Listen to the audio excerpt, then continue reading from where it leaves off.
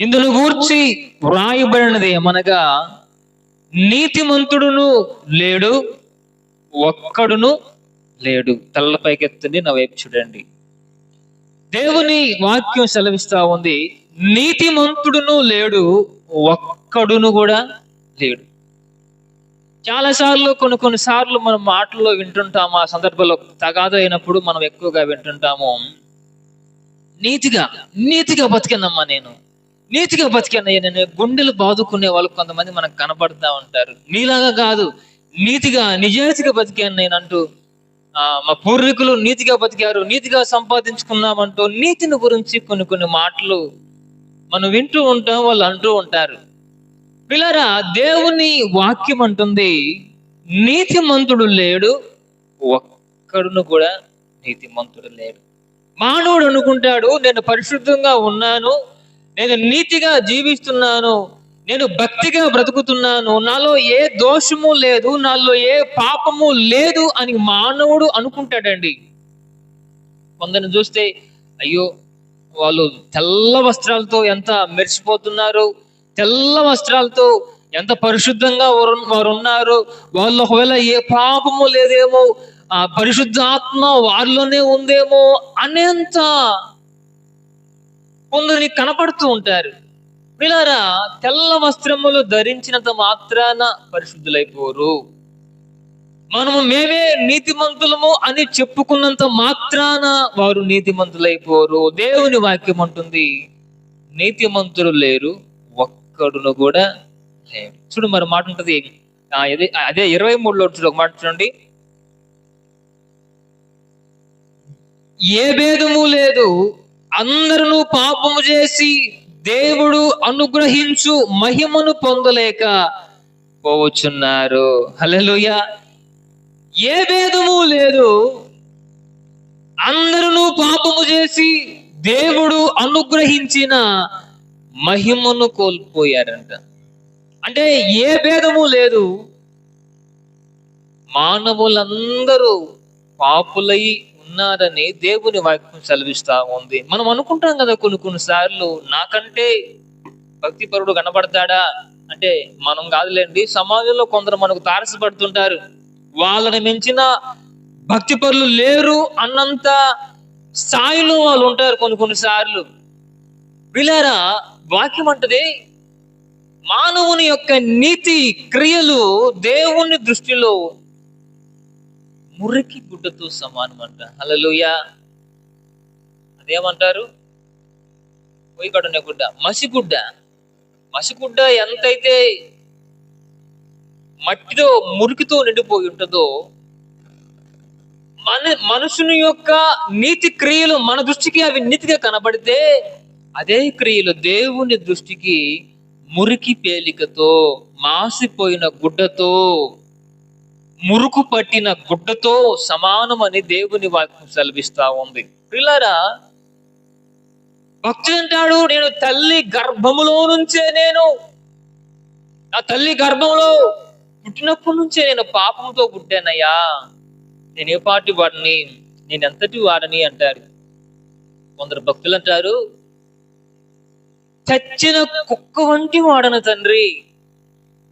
చనిపోతే కుక్క ఎంత వాసన వస్తుందో, ఎంత అసహ్యంగా ఉంటుందో, ఆ కుక్క, చనిపోయిన కుక్క అక్కడ ఇసిరేస్తే మనం చూసి అంటాం, ఎంత చండాలంగా ఉంటుందంటే, ఎంత దుర్వాసన ఆ కుక్క నుంచి వస్తుందంటే, అలాంటి వాడనయ్యా నేను.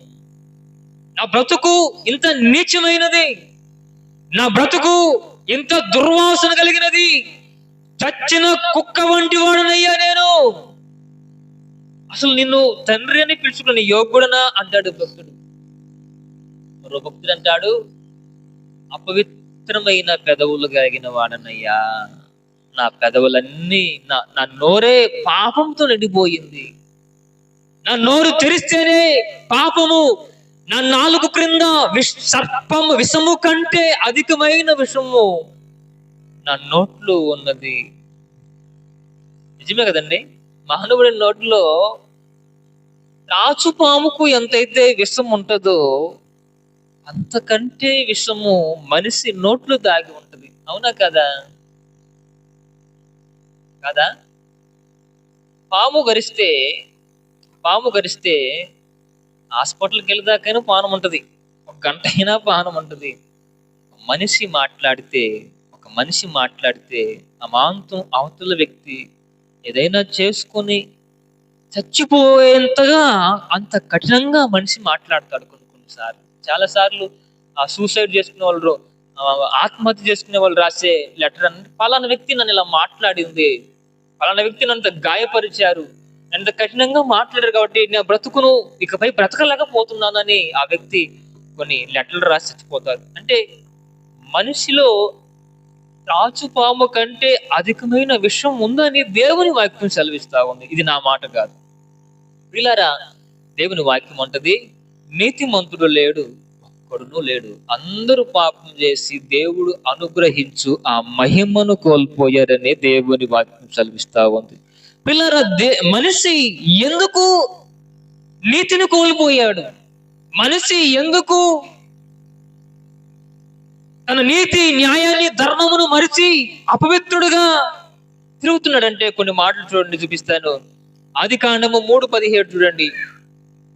ఆదికాండము 3:17.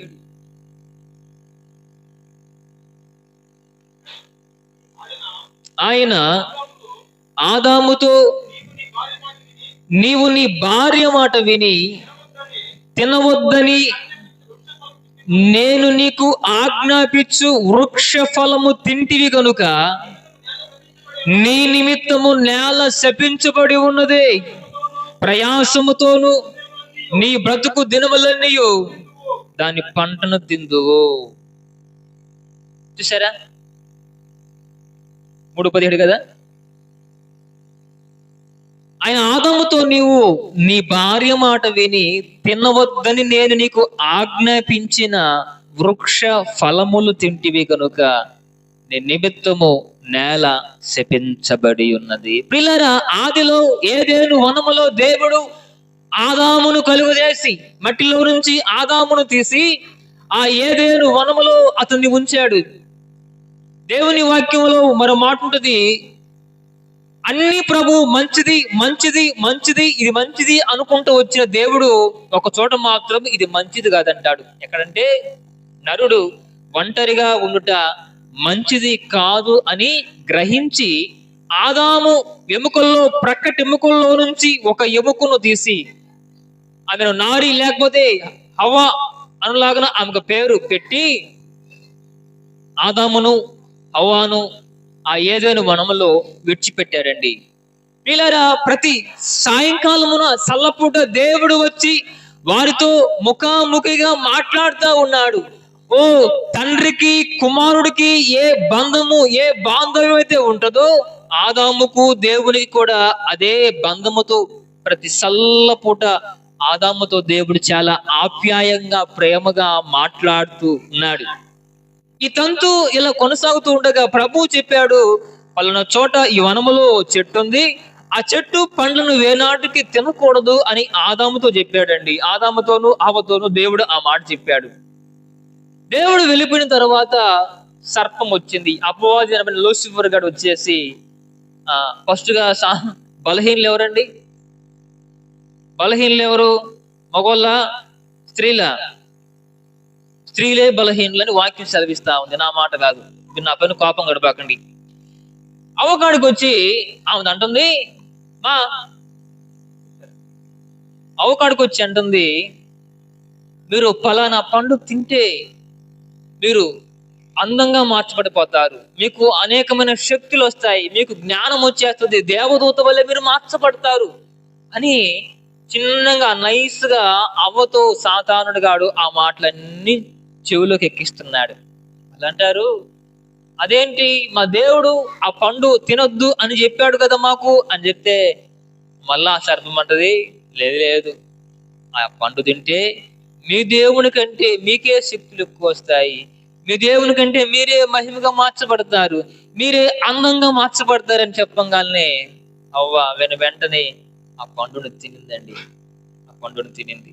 ఆమె తినటం మాత్రమే గాక ఆదాము వద్దకు తీసుకుని వచ్చి ఆదాముకు కూడా ఆ పండు తినబెట్టింది. దేవునికి స్తోత్రం కలుగును గాక. ప్రియులారా, వెంటనే ఆ సాయంకాలం మరలా దేవుడు వచ్చేసాడు. దేవుడు రాగానే వీరు అంతవరకు వారు దిగంబరిగా ఉన్నారండి. అంతవరకు వారు మహిమ వస్త్రములతో వారు ఉన్నారు. దేవుని యొక్క మహిమ కలిగిన వస్త్రములు కప్పుకొని వారు ఉన్నారు. ఎప్పుడైతే ఆ పాపము అనబడిన ఆ పండును తిన్నారో వారు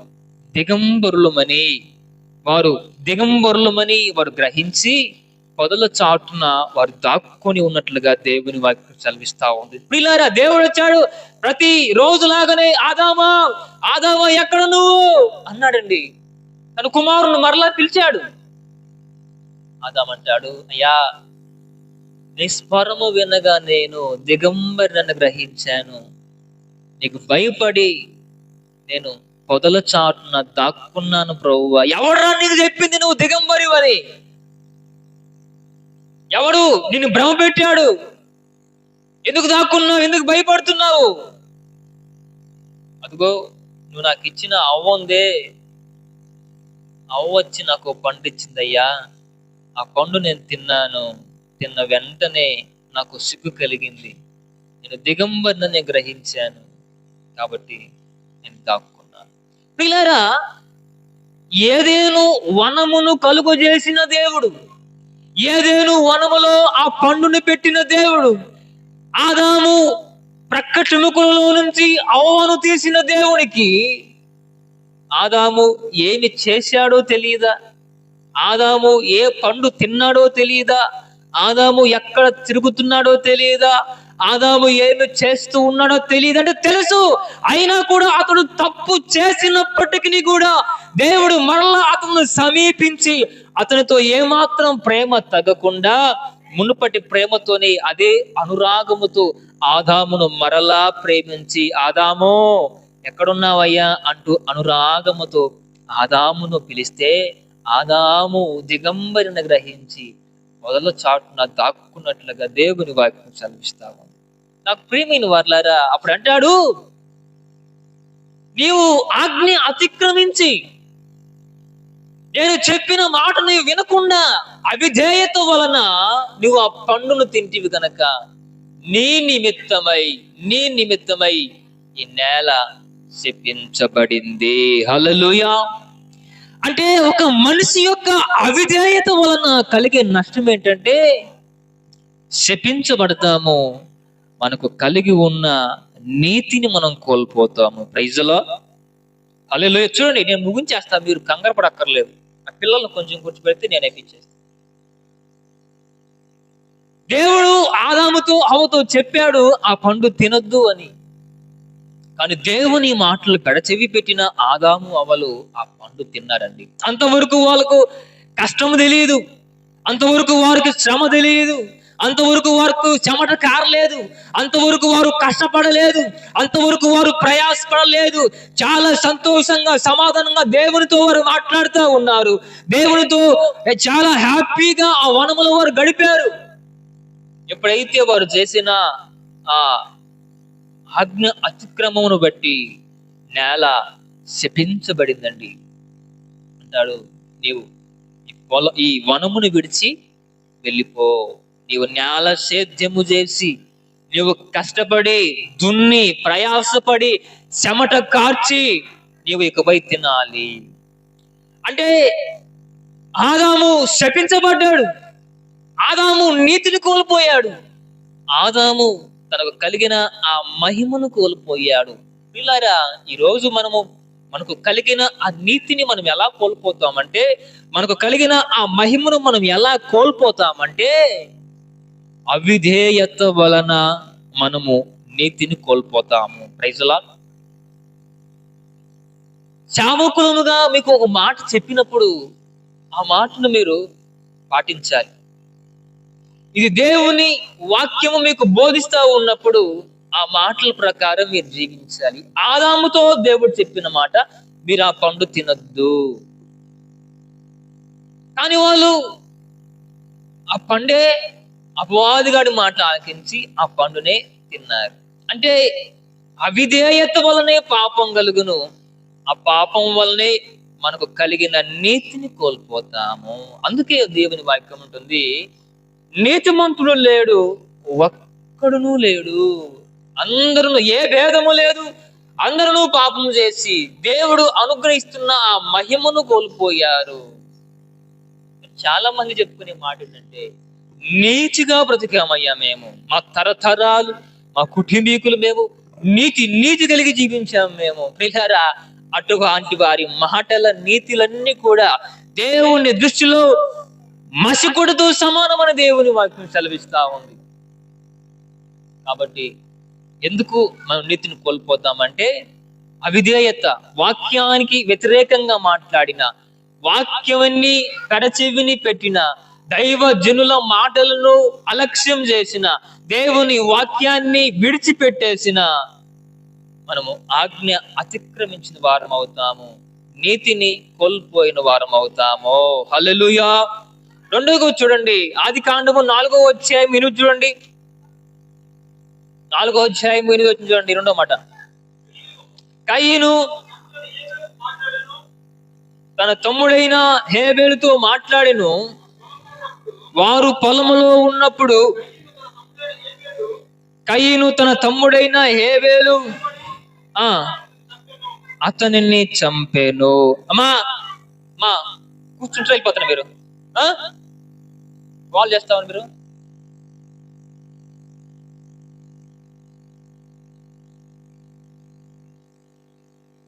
తల్లపైకెత్తున చూడండి. కయీను తన తమ్ముడైన హేబేలుతో మాట్లాడెను. వారు పొలములో ఉన్నప్పుడు కయీను తన తమ్ముడైన హేబేలు మీద పడి అతనిని చంపేను. యెహోవా, నీ తమ్ముడైన హేబేలు ఎక్కడున్నాడని కయీను అడుగా, అతడు, నేను ఎరుగును, నా తమ్మునికి నేను కావలివాడనా అనెను. అప్పుడైనా, నీవు చేసిన పనేమిటి? నీ తమ్ముని రక్తము యొక్క స్వరము నేలలో నుండి నాకు మొర్రపెట్టుచున్నది. కావున నీ తమ్ముని రక్తము నీ చేతిలో నుండి పుచ్చుకుంటకు నోరు తెరచి ఈ నేల మీద ఉండకుండా నీవు శపింపబడిన వాడవు. ఈ నేల మీద ఉండకు నీవు శపింపబడిన వాడవు. ప్రియులారా, ఆదిలో మొదటి సంతానమైన కయీను హేబేలు చాలా హ్యాపీగా ఉన్నారండి. ఒక వ్యక్తి ఏమో పశువుల కాపరి, మరో వ్యక్తి ఏమో సొంత ఒకే తల్లి గర్భంలో పుట్టిన పిల్లలండి, ఇద్దరు పిల్లలు, అన్నదమ్ములు. ఒకడేమో వ్యవసాయం చేసుకుంటున్నాడు, ఒకడేమో గొర్రెలు మందలు కాసుకుంటున్నాడు. చిన్నవాడి పేరు హేబేలు, పెద్దవాడి పేరు కయీను. ఎందుకో దేవుడు ఆరంభం నుంచి ఈ చిన్నవాడినే ఎక్కువగా ప్రేమిస్తూ వచ్చాడు. ఈ చిన్నవాడినే దేవుడు కొంచెం దగ్గరగా ఉంచుకున్నాడు. కారణం ఏంటంటే, చిన్నవాడు దేవునికి ప్రీతి పాత్రగా, దేవునికి ఇష్టానుసారమైన జీవితం జీవిస్తున్నాడు. దేవునికి ఇవ్వవలసింది స్వచ్ఛమైనది, మంచిది, మేలిమి కలిగినది, విలువ కలిగినది దేవునికి ఇస్తున్నాడు. అట్ ది సేమ్ టైం కయ్యను కూడా దేవునికి ఇస్తూ వచ్చాడు. తనకు కలిగిన దాంట్లో మంచిదే ఇస్తూ వచ్చాడు. తనకు కలిగిన దాంట్లో విలువైనదే దేవునికి ఇస్తూ వచ్చాడు. ఒకరోజు అన్నదమ్ములిద్దరూ తమకు కలిగిన ఆస్తిలో నుంచి కానుకలను తీసుకొచ్చారండి. కానుకలను తీసుకుని వచ్చారు. కయీను దేవునికి కానుకిచ్చాడు, హేబేలు దేవునికి కానుకిచ్చాడు.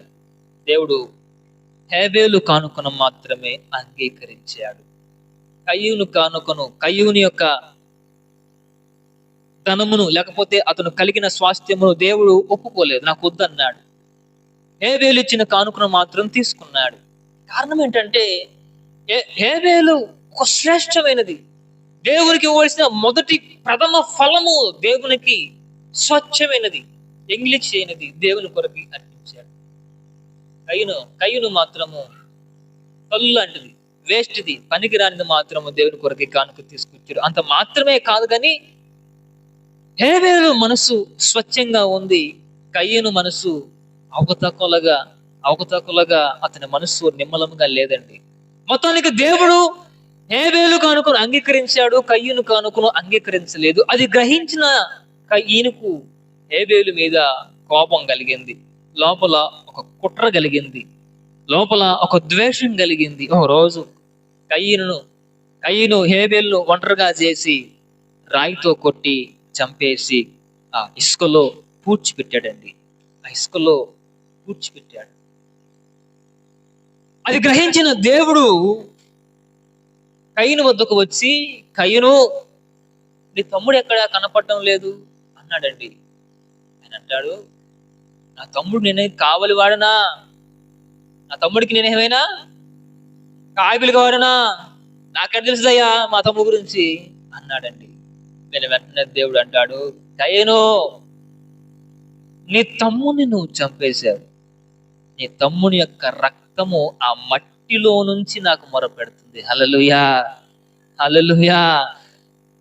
నువ్వు ఎక్కడైతే చంపేసి మట్టిలో పూడ్చిపెట్టావో ఆ మట్టిలో ఉన్న రక్తము నాకు మొరపెడుతుంది. అందుకే క్రైస్తవులకు మాట చెప్తుందాం, రక్తాన్ని తినకూడదు అని.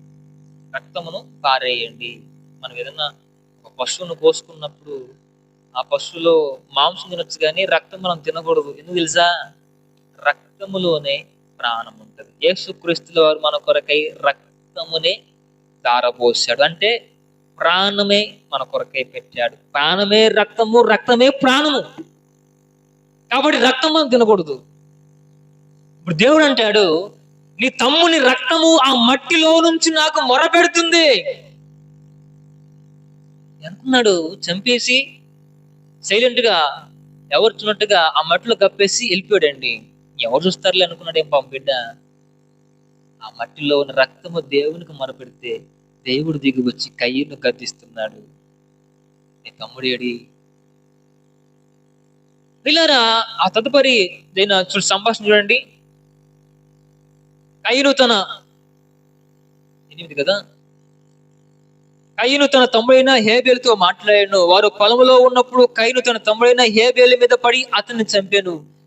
యెహోవా, నీ తమ్ముడైన హేబేలు ఎక్కడున్నాడని కయ్యను అడగా, అతడు, నేను ఎరుగను, నా తమ్మునికి నేను కావలి వాడనా అనెను. అప్పుడైనా నీవు చేసిన పనేమిటి? నీ తమ్ముని రక్తము యొక్క స్వరము నేలలో నుండి నాకు మొరపెట్టుచున్నది కావున నీ తమ్ముని రక్తమును నీ చేతిలో నుండి పుచ్చుకున్నటకు నోరు తెరచిన ఈ నేల మీద ఉండకుండా నీవు శపింపబడిన వాడవు. అంతవరకు నీతిగా ఉన్న కయ్యను ఎప్పుడైతే ద్వేషముతో, కుట్రతో, పగతో, తోబుట్టు అని కూడా చూడకుండా తమ్ముడిపై ఈర్ష్య, ద్వేషం, పగ పెంచుకున్న కయ్యను గురించి ప్రభు చెప్పిన మాట ఏంటంటే, నీవు ఇక పైన శపింపబడతావు, ఇకపై నీవు నీతిని కోల్పోతావు. పిల్లారా, మనలో ఉండకూడని గుణం ఏంటంటే ఈర్ష్య, ద్వేషం, పగ, కుట్రలు అవి మనకు ఉండకూడదు. ఎందుకంటే క్రైస్తవులుగా ఎవరు బాగుంటే సంతోషం, మనకుంటే తినాలి, లేకపోయినా బాగానే ఉండాలి మనం క్రైస్తవులు. ఎందుకంటే దేవుని రక్తము చేత కడగబడిన వారం కాబట్టి, దేవుని ప్రేమలో పాలు పంపులు పొందేవారం కాబట్టి, ఇస్తే దేవునికి స్తోత్రం, ఇవ్వకపోయినా దేవునికి స్తోత్రం అని చెప్పి మనసు మనలో కలిగి ఉండాలి. ఉంటే తినండి, లేకపోతే పచ్చి ఉండండి. ఆయన తిన్నాడు, ఈ యొక్క తిన్నది, వాళ్ళు అది కొనుక్కున్నారు, ఇది కొనుక్కున్నారు, వాళ్ళు అది కొన్నారు, ఇది కొన్నారు. ఇవన్నీ క్రైస్తవులకు చల్లవు. ఇది దేవుడు అంగీకరించడు. ఇది పద్ధతి కాదు క్రైస్తవులుగా. కొన్ని మాటలు మరి రికార్డులో ఉన్న కొన్ని నేను చెప్పకూడదు కానీ పిల్లారా, కొన్ని సందర్భాల్లో నేనేదో సంపాదించేసానని, నేనేదో కోట్లు కొల్లగొట్టుకున్నానని కొందరు వ్యక్తులు నా పైన దాడి చేశారు. ఆ దాడి ఈ రోజు కూడా నన్ను ప్రశాంతం లేకుండా చేస్తుంది. కొన్ని సందర్భాలు నా తోబుట్టు వారే, నేను చిన్నవాడినండి, మాకు 5 ఆనంద్ వల్ల అమ్మ, పెద్ద అమ్మ, 3 అన్నలు ఉన్నారు, నేను 4వ వాడిని. అంటే 5 మేము మొత్తానికి. అందరికీ నేను లాస్ట్ వాడిని. మరి ఎంగిలి పాలు తాగిన మా తమ్ముడు అని వారు అనుకోలేదు. అయ్యో మేము ఎత్తుకొని తిరిగామే నా తమ్ముడు అని వారు అనుకోలేదు. నా క్షేమమును చూసి, లేకపోతే నా అభివృద్ధిని చేసి ఓర్చుకోలేని నా సహోదరులు నా మీద దాడి చేశారు కొన్ని సందర్భాలు. అంటే ఇవన్నీ వేరే విషయం. అంటే వారు కొట్టిన ఆ దెబ్బల కంటే, వారు చేసిన ఆ గాయాల కంటే నా హృదయంలో తగిన గాయాలు, అయ్యో నా అన్నలే కదా, నేను వాళ్ళ ఎంగిలి పాలు తాగాను కదా, ఒకే తల్లి గర్భంలో మేము పుట్టాము కదా, ఇంత చిన్నప్పుడు ఇంత ప్రేమ అనురాగాలు నా పైన చూపిన వారే ఈరోజు ఇంత ద్వేషం నా పైన చిమ్మారు ఏంటి అనబైన ఆ బాధ నేటికి నన్ను వెంటాడుతున్నావు. నేటికి ఆ బాధ, ఆ గాయము నన్ను అలాగే నెమ్మది లేకుండా చేస్తారు. అరే ఏంటి ఇంత కఠినంగా ఉంటారా అన్నదమ్ములు కూడా? పిల్లరా అలాగే ఉన్నారు నేటి సమాజం, అలాగే ఉంది నేటి సమాజం. పిల్లరా తోబుట్టువే అయినా కూడా దేవుడు అతని అర్పణను అంగీకరించాడని, దేవుడు తన అర్పణను తీసుకోలేదని అన్న తమ్ముడు పైన కోపగించి తమ్ముడు చంపడం నేరమా? మీరు ఆలోచించండి ప్రియులారా. దేవుడు మనకిస్తే స్తోత్రం, ఇవ్వకపోయినా దేవునికి స్తోత్రం, ఉంటే దేవునికి స్తోత్రం, ఏమి లేకపోయినా దేవునికి స్తోత్రం. కరువా, ఖడ్గమా, అవమానమా, నిందల, ఉపద్రవముల, వస్త్రహీనత, ఏమైనా కానీ దేవునికి స్తోత్రం చెప్పేవారే క్రైస్తవులండి. ఒకరు సంపాదించుకున్నారని, ఒకరికి ఏదో కూడబెట్టుకున్నారని, మాకేమీ లేదని ఏడిస్తే ఒరిగేది ఏం లేదు. క్రైస్తవులుగా ఎదుటివారి అభివృద్ధిని చూసి సంతోషించగలిగే మనసు మనకుంటే ప్రభు మనల్ని ఆదరిస్తాడు. వారికంటే ఉన్నతంగా ప్రభు మనల్ని దీవిస్తాడు. హల్లెలూయా. కాబట్టి ప్రియమైన వాళ్ళారా, ఈర్ష్య, ద్వేషం కలిగి ఉంటే దేవునికి నచ్చదు. అటివారు శాపానికి పాత్రులవుతారు. ఒక మాట మీకు చూపిస్తాను. మరి ఎలా మనిషి పాపం చేసి, మనిషి అవిధేయత చూపి నీతిని కోల్పోయాడు. మనిషి కుట్ర, ద్వేషం, ఈర్ష్య చూపించి నీతిని కోల్పోయాడు. మూడోదిగా పాపము చేసి మనిషి నీతిని కోల్పోయాడు. పాపం చేయటం వలన. ఆ మాట చూపిస్తుంది చూడండి. ఆదికాండం 13:13 చూడండి.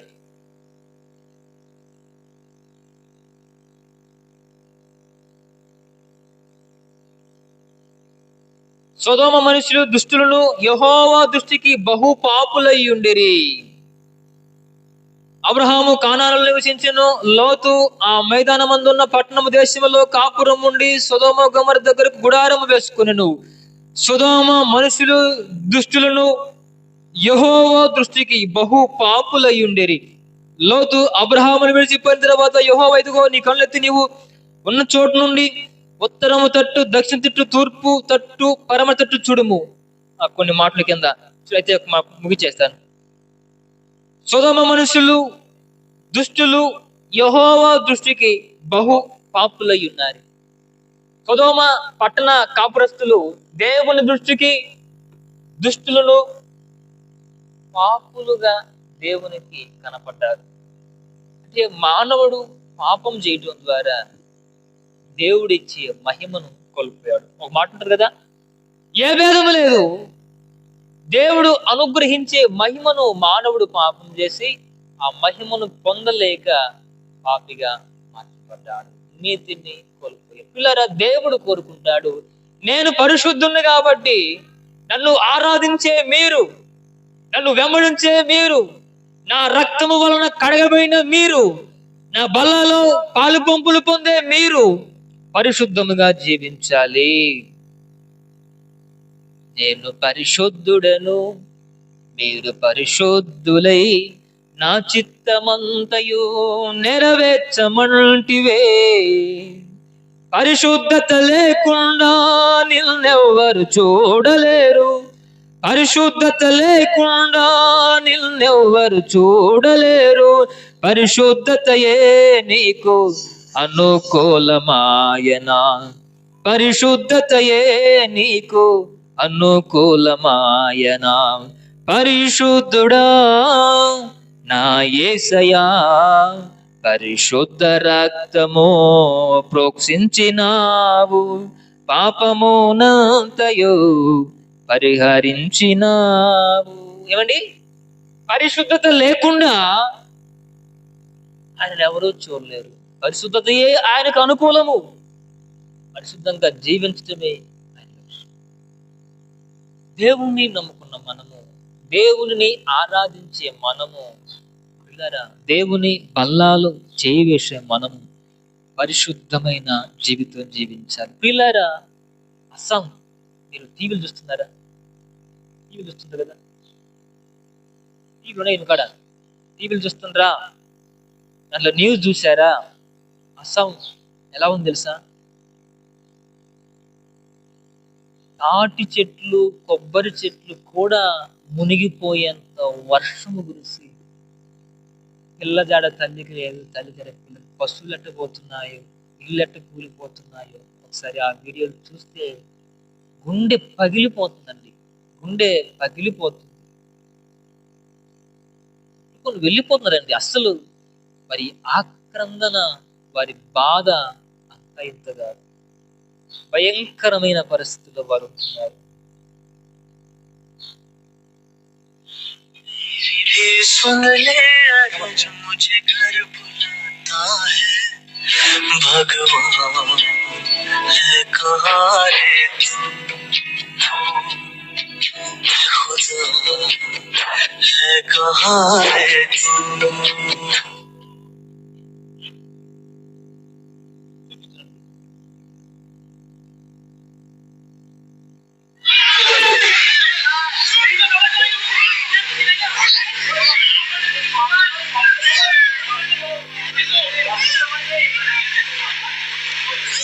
సరే, ఏది ఏమైనా వందల మంది ప్రాణాలు కేవలం వరదతోని. వర్షాలు ఎంత వస్తుంది, ఆ నీళ్ళు ఎంత వస్తుంది అంటే బిల్డింగ్లు సైతము అమాంతం అలాగే కూలిపోతున్నాయి. పెద్ద వాళ్ళు బిల్డింగ్ ఎక్కితే తప్పించుకోవచ్చు అని మిద్దె ఎక్కారండి. ఆ మిద్దెలు కూడా నీటి తాకిడికి గొప్ప కూలిపోతుంది. వందల మంది ప్రాణాలు కోల్పోతున్నారు. తిండి లేదు, ఇప్పటికే చాలా కాలం అయిపోయింది. కరెంట్ లేదు, నీళ్ళు అలాగే నిండిపోయింది. ఆహారం లేదు, పిల్లలు ఆకలితో చచ్చిపోతున్నారు. పరిస్థితులు బాగాలేదు. ఇలా నేను ఏమంటానంటే, దేవుని రెండవ రాకడ అతి సమీపమైనది. దేవుని రాకడ సమీపించింది. ఆయన మన కొరకై తన హస్తములు చాచి పిలుస్తా ఉన్నాడు. నా ప్రియ కుమారుడా, నా హస్తాలకు రండి, మీరు సురక్షితముగా ఉంటారని. ఎవరైతే దేవుని హస్తాలలోనికి వెళ్తారో వారు సురక్షితముగా ఉంటారు.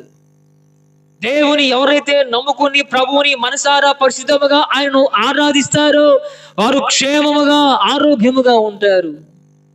దేవునికి వ్యతిరేకంగా చేసి, దేవునికి వ్యతిరేకంగా తిరిగి, దేవునికి విరోధమైన కార్యాలు చేసుకుంటూ ఇంకా లోక ఆశల వైపు పరిగెడుతూ ఉంటే ఏ క్షణమో, ఏ గడియో తెలియదు, ఏ నిమిషమో దేవుని రాకడో తెలియదు, ఎవరి దినము ఎక్కడో తెలియదు. కాబట్టి ప్రియులారా, సిద్ధపడదాం, దేవుని రాకడకు సిద్ధపడదాం. దేవుడే మనల్ని పరిశుద్ధపరచుకున్నాడు. పాపులమైన మనలను ఆయన రక్తము ద్వారా మాత్రమే నీతిమంతులుగా మార్చబడతాం. ఆయనే మనల్ని నీతిమంతులుగా మార్చుతారు. మీరు దేని వల్ల కోడెల రక్తము, ఏ పుణ్య కార్యక్రమాలు, ఏ దాన ధర్మాలు మనిషిని నీతిమంతులుగా మార్చవండి. కొందరు నదులలో పుణ్యాలు చేస్తే నీతిమంతులుగా మార్చబడతామని, ఎవరికైనా దానం చేస్తే చేసిన పాపాలు పోతాయని, ఏదో అన్నదానం చేస్తే చేసిన పాపాలన్నీ తొలగిపోతాయని పలు విధాలుగా ప్రయత్నాలు మానవుడు చేస్తా వచ్చాడు. కానీ ఏ దాన ధర్మాలు, ఏ బలి పశువుల బలులు మానవుని పాపము నుంచి విడిపించి, విమోచించి పరిశుద్ధులుగా మార్చలేవు, నీతిమంతులుగా మార్చలేవు. ఒకే ఒక్క మార్గము, గొర్రె పిల్ల అనబడు యేసు క్రీస్తు రక్తము ద్వారా కడగబడిన వారే నీతిమంతులుగా మార్చబడతారు. వారే పరలోకము విందులో పాలు పంపులు పొందుతారు. హల్లెలూయా. దేవుడు మరోసారి మీకు సువార్త ప్రకటిస్తూ ఉన్నాడు. దేవుడు మరి ఒక అవకాశం ప్రభు మీకు అనుగ్రహిస్తున్నాడు. తన హస్తములు చాచి మీ కొరకై వేగిరపడి ఆయన మీ కొరకై హస్తములు చాచి పిలుస్తూ ఉన్నాడు. తన కౌగిలలోనికి రమ్మని సిద్ధపడిన వారు ఆయన వారసులంగా పిలబడతాము. సిద్ధపడిన వారు విడవబడి లోకలో కలిసిపోతాం. కాబట్టి ఆలోచించుకోండి. దేవుడు ఈ కొద్ది మాటలను తన వెనుకల్లో ఫలభరితముగా మార్చును గాక. అందరూ మోకరించండి, ప్రార్థన చేసుకుందాం. అందరూ మోకరించండి, అందరూ మోకరించండి,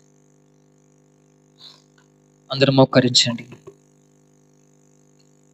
హల్లెలూయా. స్తోత్ర, స్తోత్ర, స్తోత్ర, స్తోత్ర. ఇంతవరకు మీరు మాతో మాట్లాడుతూ వచ్చారు నాయనా. మీరు పలికిన ప్రతి పలుకును బట్టి నీకు స్తోత్రం. కనికరా స్వరూపుడా నీకు స్తోత్రం.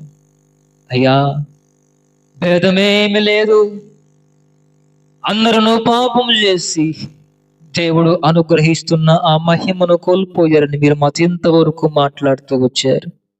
అయ్యా, నేటి వరకు ఒకవేళ మేము నీతి మంతులమని ఒకవేళ భ్రమ పడిపోతున్నామేమో, నేటి వరకు మేమే పరిశుద్ధులమని ఒకవేళ మాలో మేమే ఆశ్చర్యపడుతున్నామేమో దేవా, మీరు ఇంతవరకు మాతో మాట్లాడుతూ వచ్చారయ్యా. ఇంతవరకు మీరు మాతో మాట్లాడుతూ వచ్చారు నాయనా. ఏ భేదము లేదు, అందరూ పాపం చేసి పాపము ద్వారా మీరిచ్చే మహిమను మేము కోల్పోయాము. అయ్యా, మానవుని క్రియలు మీ దృష్టికి మురికి గొడతో సమానమని మీ వాక్కు సెలవిచ్చింది దేవా. అవిధేయత వలన మా పితరుడైన ఆదాము మీ పట్ల చూపిన అవిధేయత వలన పాపము సంపాదించుకుని నీతిని కోల్పోయి ఏదైనా వనంలోని శపించబడి వెలివేయబడ్డాడయ్యా. అలా మేము ఉండకూడదు అయ్యా. మీ సేవకులను మాటకు మేము విధేయత చూపాలి, మీ వాక్యములకు మేము విధేయత చూపాలి నాయన. మీ సన్నిధిలో సాక్షులుగా మేము మార్చబడాలి. లోకంలో ఏది మమ్మల్ని నీతిగా ఎంచలేదు దేవా. అయ్యా, మీ రక్తమే మమ్మల్ని విమోచించగలదు, నీ రక్తమే మమ్మల్ని పరిశుద్ధపరచగలదు తండ్రి. నీకు స్తోత్రం. ప్రార్థన చేసుకుందాం అందరూ. హల్లెలూయా. ప్రార్థన చేసుకుందాం. ప్రార్థనలో ఉండండి. అలాగనే బల్ల చేవేసి వారందరూ ప్రార్థనలో గడపండి.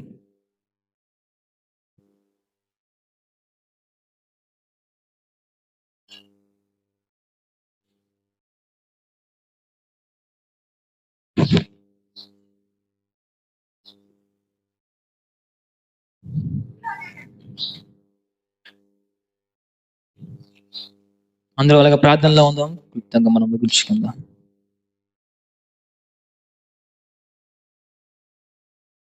నేను మీకు అప్పగించిన దానిని ప్రభువు వలన పొంది తిని,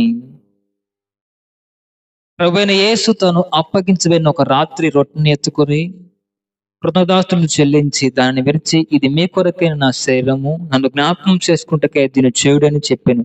ఆ ప్రకారమే భోజనమైన పిమ్మట ఆయన పాత్రను ఎత్తుకొని, ఈ పాత్ర నా రక్తం వలన క్రొత్త నిబంధన, మీరు దీనిలోని త్రాగునప్పుడల్లా నన్ను జ్ఞాపకం చేసుకుంటకే దీనిలో చేయుడని చెప్పాను. మీరు రొట్టెని తిని ఈ పాత్రలను త్రాగునప్పుడల్లా ప్రభు వచ్చే వరకు ఆయన మరణమును ప్రచురించరు. కాబట్టి ఎవడు అయోగ్యముగా ప్రభు యొక్క రొట్టెను తినునో లేక ఆయన పాత్రలను త్రాగును, వాడు ప్రభు యొక్క శరీరమును గూర్చి రక్తమును గూర్చి అపరాధిగును. కాబట్టి ప్రతి మనుష్యుడు తను పరీక్షించుకున్న వలను అలాగూ చేసి ఆ రొట్టెను తిని ఆ పాత్రలను త్రాగున వలను. ప్రభువు శరీరమని వివేచింపగా తిని త్రాగువాడు తనకు తానే శిక్షావిధి కలుగుటకే తిని త్రాగుచున్నాడు. ఇందువలనే మీలో అనేకులను బలహీనులను రోగులై ఉన్నారు, చాలా మంది నిద్రిస్తూ ఉన్నారు. కాబట్టి ప్రియమైన వారా, దేవుని బలలో చేవేసి మనము పరిశుద్ధముగాను సిద్ధపడుతూ ఆయన భయముతోనూ వణుకుతోనూ ఆయన బలాల్లో చేవేసి వారికి మనమందము గాక. అందుకు ప్రార్థనలో గడపండి.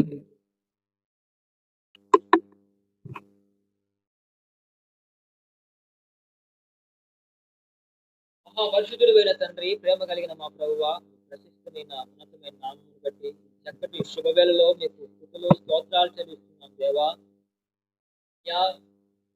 తాజా భోజనము చేయవారి కంటే నాయన మీ శరీరముని మేమెంతో గొప్ప భాగ్యులమని మేము ఇస్తున్నాం తండ్రి. మా కొరకై మీరు కల్వారి శిలువలో చేర్చబడ్డారు, పెంచబడ్డారు, మెత్తబడ్డారు, అన్నబడ్డారు, గుణబడ్డారు ప్రభువా. గాయాలలో ప్రభువా, మీ శరీరం మా కొరకై నలగొట్టబడ్డారు ప్రభువా. ద్రోహులము, దోషులము, దుర్మార్గులమైన మా కొరకై మీరు బలియాగముగా అర్పించబడ్డారు తండ్రి. మమ్మల్ని పవిత్రులుగా మార్చాలని, మమ్మల్ని భక్తులుగా మార్చాలని ప్రభువా మీరు ఎంతో త్యాగం చేశారు తండ్రి. త్యాగముకే మేమేమిచ్చి రుణము తీర్చుకోలేము తండ్రి. చూపిన కృప కొరకే మేమేమిచ్చి రుణం తీర్చుకోలేము దేవా. తిరిగి నలిగి హృదయంతో ప్రభువా నేను ఆరాధిస్తున్నాము తండ్రి. దేవా, ఎంత గొప్ప భాగ్యాన్ని మాకు నీకే వెళ్ళలేని వందనాలు స్తోత్రాలు చేసుకుంటూ యేసునామములో ప్రార్థిస్తున్నాము.